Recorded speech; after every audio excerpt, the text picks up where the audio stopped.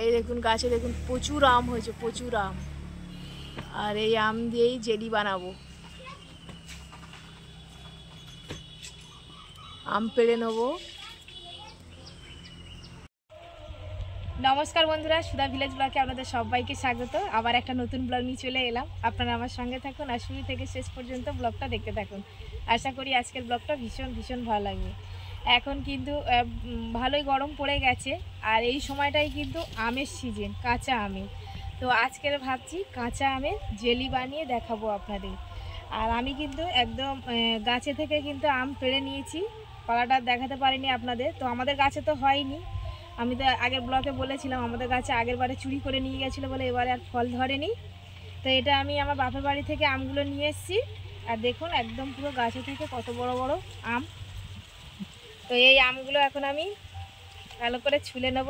চলুন তাহলে। তো আমগুলো আমি কিন্তু খোসাগুলো ছাড়িয়ে নেব, আর এই ছিলনাটা দিয়ে আমি ছাড়াবো। আপনারা চাইলে বটি দিয়েও ছাড়াতে পারেন। আমার এইটা দিয়ে খুব ভালো হয়, এইটা দিয়ে মানে খোসাটা ছাড়াতে খুব সুবিধা হয়।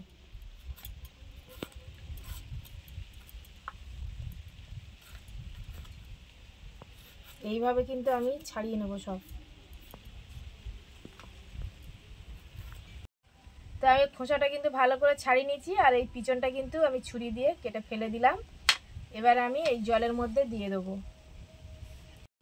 তো আমগুলো কিন্তু খোসা ছাড়িয়ে নিয়েছি। আর বন্ধুরা, এই আমটা কিন্তু আমি কিন্তু কাঁচা মিঠে আম নিয়েছি। আপনারা কিন্তু টক আম নিলে কিন্তু আরও বেশি কিন্তু চিনি লাগবে। তো কাঁচা মিঠে আম হলে তাহলে খুব ভালো হবে জেলির জন্য। আমি কিন্তু কাঁচা মিঠে নিয়েছি।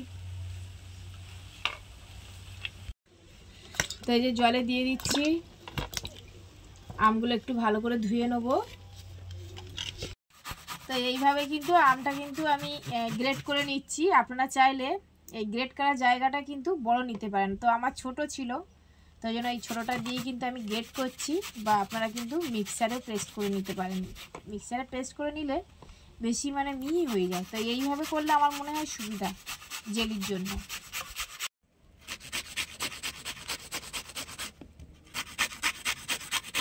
তো এইভাবে কিন্তু আমি সবগুলো পেস্ট করে নেব।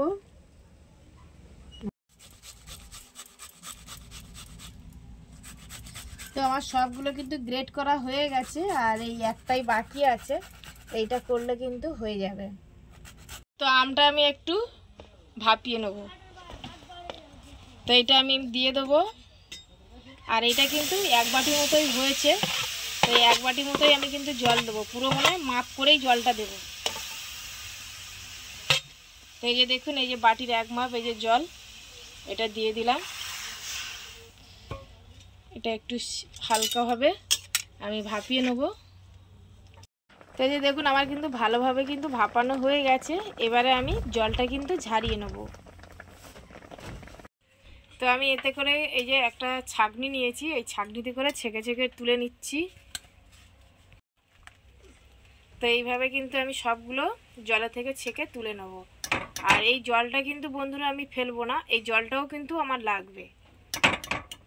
তো এখানে কি কি নিয়েছি দেখুন, বেকিং সোডা সামান্য নিয়েছি একটু, এখানে বিট লবণ, একটু ফুড কালার নিয়েছি, আর যতটা আমার আম ততটাই চিনি নিয়েছি, একটু ভিনিগার নিয়েছি, ভিনিগার অল্পই লাগবে। আর এখানে যে আমের পেস্ট করা, ওটা কিন্তু আমার সিদ্ধ করা হয়ে গেছে। তো এবার আমি জেলিটা বানাবো।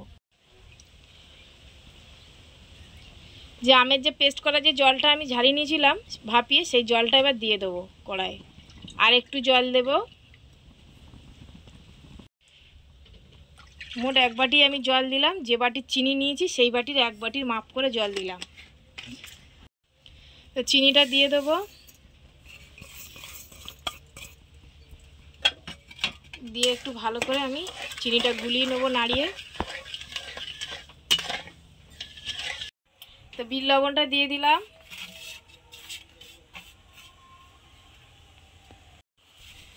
বেকিং সোডাটাও দিয়ে দিলাম। এবার দিয়ে দেবো ফুড কালার। ফুড কালারটা একটু পরিমাণ মতো আপনারা দেবেন। আমি কিন্তু 2 ফোঁটায় 3 ফোঁটা দিয়ে দিলাম।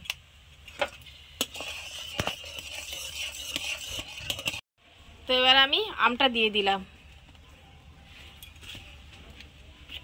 এবারে এক ছিপি আমি ভিনিগার দিয়ে দেবো,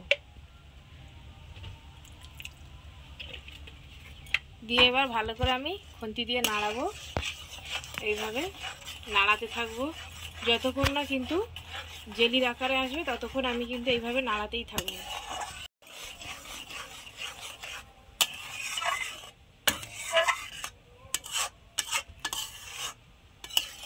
বন্ধুরা, আমরা যদি এরকম বাড়িতেই যদি জেলি বানিয়ে নিই তাহলে আর কিন্তু বাজারে কিনতে হবে না, যখন যা ইচ্ছাভাবে কিন্তু খেতে পারি। আর এই জ্যামটা কিন্তু বাড়িতে থাকলে আমরা যে কোনো সকালে বা বিকালে টিফিনে কিন্তু পাউরুটি বলো বা এমনি হাতে বানানো রুটি বলো, তার সাথে কিন্তু খেতে দারুণ লাগে। দেখুন আমার কিন্তু একদম কিন্তু জেলিটা তৈরি হয়ে গেছে। এবার আমি নামিয়ে নেবো। আর আমি কিন্তু একটু হাত দিয়ে এইভাবে দেখে নেব যে সুতোর মতো কাটছে কি না। এই দেখুন সুতোর মতো কিন্তু কাটছে। তো আমার কিন্তু জেলিটা একদম রেডি হয়ে গেছে। আর বেশি ঘন করলে তখন কিন্তু আরও খুব অসুবিধা হয়ে যাবে। একটু পাতলা থাকতে কিন্তু আমার নামাতে হবে। তাও কিন্তু আমার কিন্তু একটু ঘন হয়ে গেছে। এবার আমি নামিয়ে নেব আর একটু ঠান্ডা করে নিয়ে আমি কাঁচের জারের মধ্যে ঢেলে নেব। তো একটু ঠান্ডা করে নিয়েছি। আর এই যে আমি কাঁচের জার নিয়েছি একটা ছোট, আর একটা গ্লাস নিয়েছি। তো এতে আমি তুলে নেব।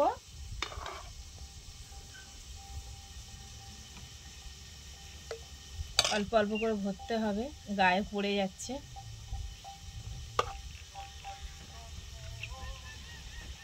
এইভাবে কিন্তু আমি ভরে নেব।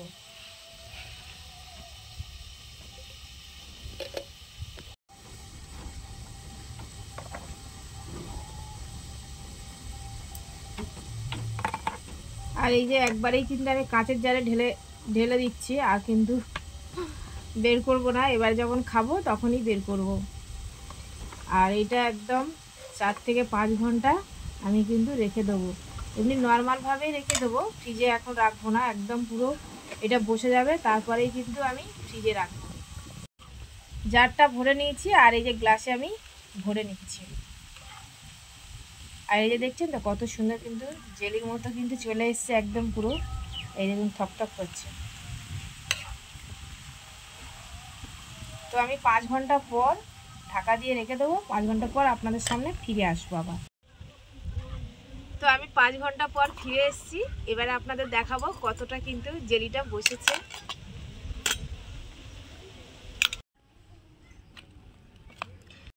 দেখুন জেলিটা কত সুন্দর কিন্তু বসে গেছে। তো আমি মানে দেখাবো যে জেলিটা পড়ে যাচ্ছে কি না। এই যে দেখুন বয়ানটা এরকম নিচু করে আপনাদের দেখাচ্ছি। দেখুন পড়ছে না কিন্তু, খুব সুন্দরভাবে কিন্তু বসে গেছে একদম। এই যে দেখুন এটাও তাই, সেম গ্লাসেরটাও তাই। তো আমি এখানে কিন্তু স্লাইস রুটি নিয়েছি। আর এই রুটিটা দিয়েই কিন্তু জ্যামটা খেতে কিন্তু দারুণ লাগে, বা হাতে রুটির সাথে। তো আমরা কিন্তু এই রুটিটা দিয়েই এখন আমি কিন্তু এই জেলিটা লাগাবো। আর এমনি বাচ্চাদের কিন্তু টিফিনের জন্য বা বড়দের টিফিনের জন্য খুব ভালো কিন্তু এই যে স্লাইস রুটি দিয়ে জেলিটা। তো এখন আমি লাগিয়ে নেব। এই দেখুন কত সুন্দর হয়েছে দেখুন জেলিটা। এই দেখুন আমরা যদি বাড়িতে যদি এইভাবে যদি বানিয়ে নিতে পারি তাহলে বন্ধুরা আমাদের আর কিনতেই লাগে না দোকানে।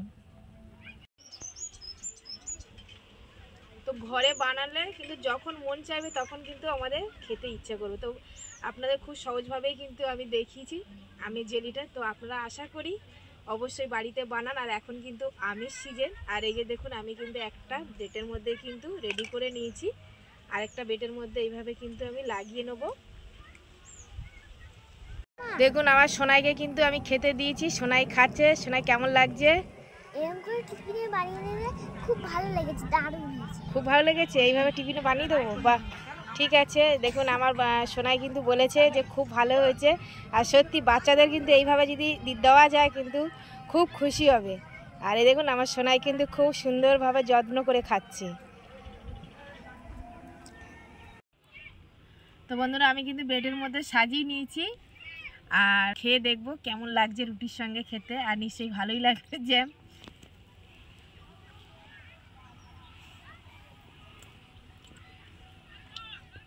আমি কিন্তু স্লাইস রুটিটা একটু হালকা সেকে নিয়েছিলাম উনানে। না তো কাঁচা অবস্থায় দিলে তো খেলে আবার শরীরটা খারাপ করবে, ওই জন্য দারুণ হয়েছে, দারুণ লাগছে খেতে। বন্ধুরা এইভাবে অবশ্যই বানাবেন আর আমাকে কিন্তু কমেন্টে জানাবেন। খুব সুন্দর হয়েছে।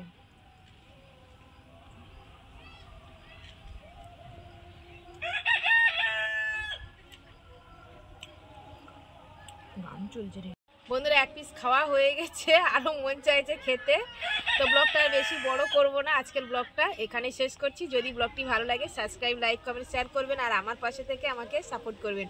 যারা আমার ফেসবুক পেজে ভিডিওটা দেখছেন পেজটিকে ফলো করবেন। সবাই ভালো থাকবেন, টাটা।